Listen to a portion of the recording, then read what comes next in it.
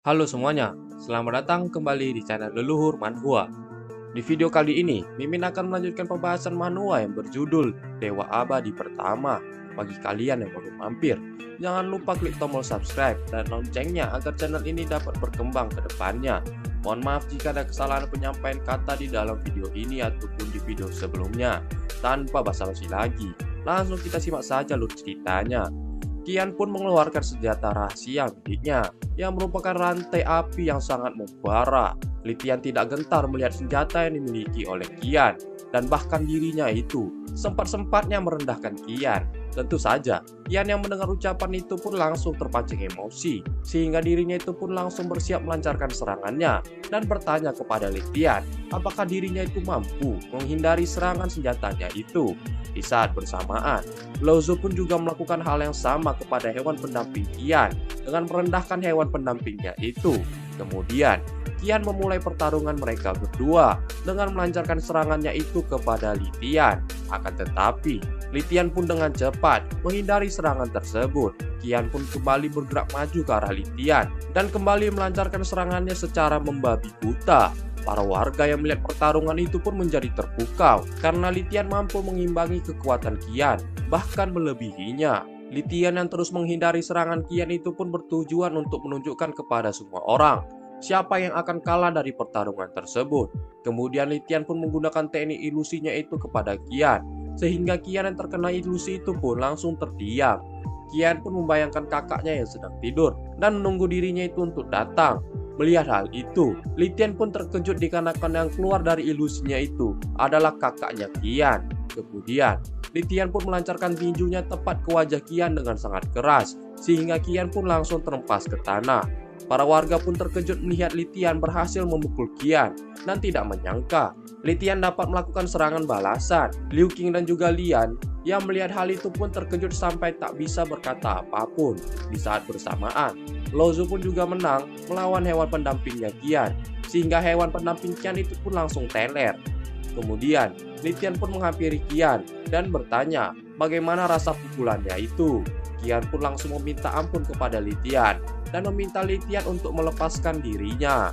Akan tetapi, Li Tian pun menolaknya karena dirinya itu belum puas menghajar Qian. Li Tian pun memegang kepala Qian dan menghantukannya ke atap rumah itu dengan sangat kuat secara terus-menerus. Qian pun langsung teler dan mengompol secara bersamaan dan meminta Li Tian untuk mengampuni dirinya itu. Melihat Qian yang sudah tidak berdaya, Li Tian pun menghentikan serangannya itu walaupun dirinya itu masih ingin bersenang-senang. Kemudian, Li Tian yang masih memegang kepala Qian itu pun bertanya kepada semua orang tentang pendapat mereka mengenai Legend Mansion, yang menurut Li Tian itu hanyalah sekumpulan sampah. Orang dari Legend Mansion yang mendengar mereka dihina itu pun hanya bisa diam karena tidak mendengar adanya jawaban. Li Tian pun meminta ayahnya untuk mengurus semua keperluan kepergiannya dari kota Lihou kepada ayahnya. Lian Feng pun menjadi murka dan meminta Li Tian untuk melepaskan kepala adik iparnya itu. Mendengar hal itu, Li Tian pun berkata bahwa ada syarat jika ayahnya ingin Li Tian melepaskan kepala Qian. Liu Qing yang mendengar hal itu pun berkata bahwa dirinya itu akan berusaha memenuhi semua permintaan dari Li Tian demi menyelamatkan adiknya. Mendengar hal itu, Li Tian pun langsung memberikan persyaratan yang harus mereka penuhi.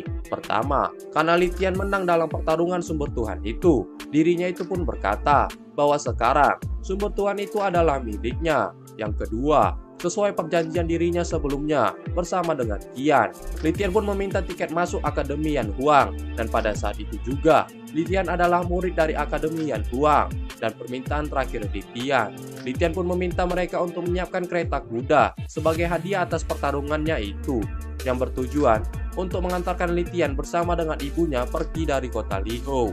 Para warga yang mendengar permintaan Li Tian itu pun menyoraki orang-orang Legend Mansion untuk menuruti semua permintaan Li Tian. Mendengar hal itu, Lian pun menyetujui semua permintaan Li Tian. Keesokan paginya, kepergian Li Tian pun diacarai dengan sangat meriah, dan para warga yang sedang menonton itu pun memuji-muji Li Tian. Lo Zhu pun berkata kepada Li Tian bahwa pada akhirnya Li Tian bisa berpisah dari ayahnya. Wei Jing yang sedang di dalam kereta kuda itu pun kebingungan dan bertanya kepada Li Tian kenapa kepergian mereka itu disambut dengan sangat meriah. Li Tian pun menjawab bahwa ibunya itu tidak perlu mengkhawatirkan hal tersebut, dikarenakan Li Tian akan membawa ibunya itu pergi ke kota Yandu. Akan tetapi, Lou pun berkata kepada ibunya Litian bahwa dirinya itu mau membocorkan apa yang sebenarnya terjadi kepada ibunya Litian. Mendengar hal itu, ibunya Litian pun langsung menyuruh Lao untuk masuk ke dalam kereta kuda dan menyuruhnya untuk menceritakan semua apa yang terjadi. 3 hari kemudian, Litian yang sedang mengendarai kereta kuda itu pun menjadi senang, dikarenakan sebelum dirinya itu pergi dari kota Liho, Litian pun mencuri senjata rantai api guntur milik Qian dan baru menyadari bahwa rantai itu adalah senjata yang sangat kuat. Sambil dirinya itu bersenang-senang dengan senjata yang dicurinya itu, Litian pun akhirnya sampai ke Yandu. Sesampainya di dalam kota Yandu, Litian pun berkata bahwa dirinya itu akan mencari penginapan terlebih dahulu. Ibunya Litian pun berkata bahwa Litian tidak perlu mengkhawatirkan hal itu, karena ibunya Litian bisa mengurus permasalahan penginapan, karena dirinya memiliki banyak teman di Yandu. Kemudian, Litian pun berhenti di suatu tempat dan bertanya kepada ibunya apakah benar itu adalah tempat yang ibunya cari, karena tempat yang mereka datangi itu adalah Star Mansion yang merupakan kediaman dari Cheng Shen. Ibunya pun menjelaskan bahwa dulu kala dirinya itu memiliki teman perempuan yang menikah dengan Cheng Shen. Akan tetapi, hal itu terjadi sudah lama sekali dan ibunya Litian sudah tidak bertemu dengannya selama lebih dari 20 tahun. Mendengar hal itu, Litian pun terkejut bahwa ibunya itu memiliki teman yang merupakan orang hebat dari Star Mansion, yaitu keluarga Chen. Star Mansion adalah aliansi bisnis terbesar di kerajaan Suzaku, dan mereka mengontrol jalur ekonomi kerajaan. 2 presiden di Star Mansion itu adalah Xing Sheng dan juga Cheng Sheng. Mereka adalah tokoh legendaris di kerajaan Suzaku. Ibunya Litian berteman dengan mereka lebih dari 20 tahun yang lalu. Mereka dikenal sebagai kembar bintang, dan sekarang mereka dihormati sebagai jenius kembar bintang. Mereka tidak hanya memiliki banyak kekayaan dan saingan, tetapi juga cukup kuat untuk bersaing dengan banyak raksasa veteran dengan sejarah 1000 tahun seperti Legion Mansion. Lalu, penjaga gerbang Star Mansion itu pun datang menghampiri Litian dan bertanya apakah mereka berdua mempunyai undangan untuk masuk.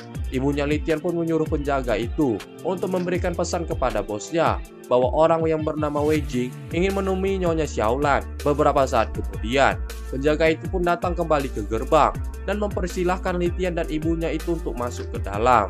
Di saat Litian dan ibunya sedang berjalan di koridor, Litian pun melihat seorang anak muda yang sedang berlatih dengan pengawalnya itu untuk persiapan ujian istana. Anak muda itu adalah Chen Yao yang memiliki hewan pendamping singa emas bintang tingkat ke-6.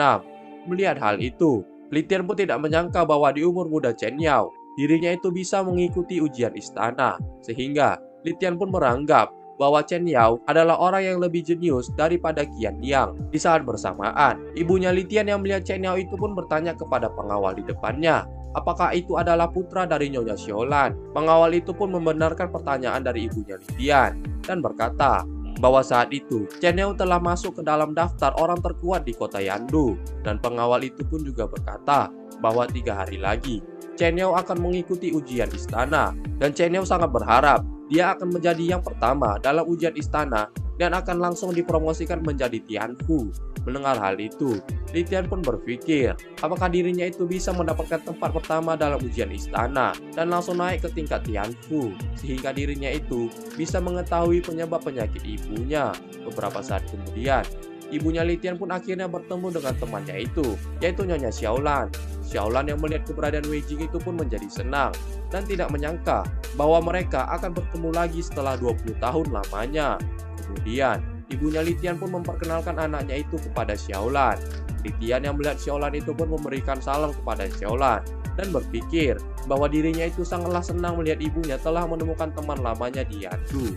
Kemudian, Xiaolan pun mempersilahkan mereka berdua untuk duduk dan kemudian bertanya kepada ibunya Litian apa yang sedang terjadi kepada mereka. Ibunya Litian pun menjawab bahwa dirinya saat ini telah bercerai dengan Lian Feng, sehingga dirinya itu pun pergi dari kota Koucheng dan berharap di Yandu ini dirinya bisa bahagia.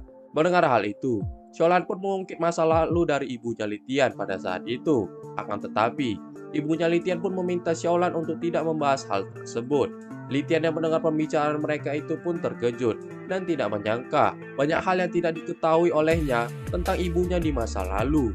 Lalu, Xiaolan pun kembali bertanya, apakah ibunya Litian itu mau kembali ke Tianfu dan membiarkan raja membebaskan dirinya dari malapetaka. Wei Jing pun menolaknya dan berkata bahwa dirinya itu tidak mau pergi ke sana. Litian yang mendengar hal itu pun langsung berpikir, apakah istana Tianfu dapat meringankan penyakit ibunya itu.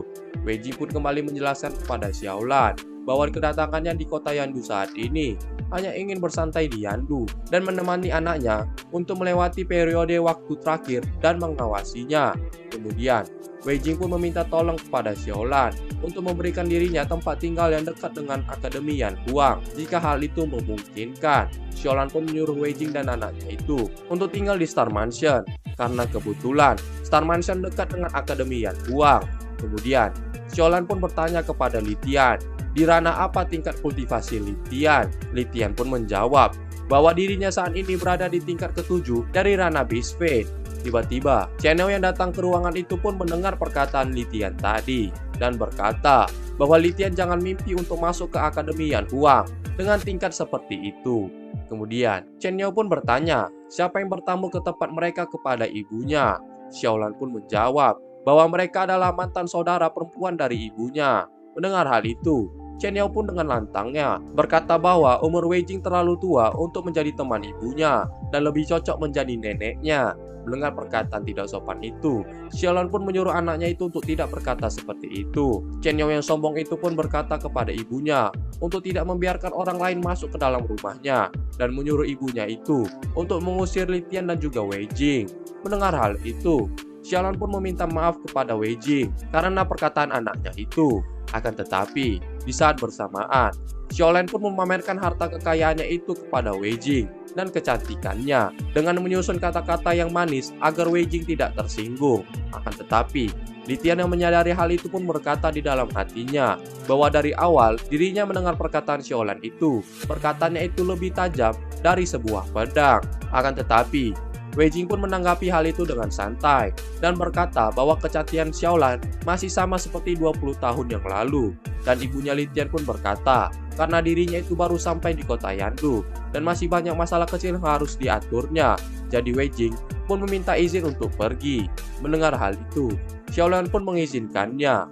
Kemudian, setelah Litian dan juga ibunya pergi, Chen Yao pun berkata bahwa di saat dirinya melihat wajah Litian, dirinya itu seperti pernah mengenalnya. Xiaolan pun menjelaskan bahwa itu adalah Litian Ming yang merupakan keluarga Li. Mendengar hal itu, Chen Yao pun jadi mengingatnya dan berkata bahwa Litian adalah orang yang mencoba memperkosa seorang wanita dan diusir dari Akademi Yan Huang saat itu. Mendengar hal itu, Xiaolan pun berkata dengan tatapan sinisnya dengan menghina Litian bersama dengan ibunya dengan berkata bahwa seorang wanita yang berumur pendek dan seorang anak rendahan adalah pasangan keluarga yang cocok.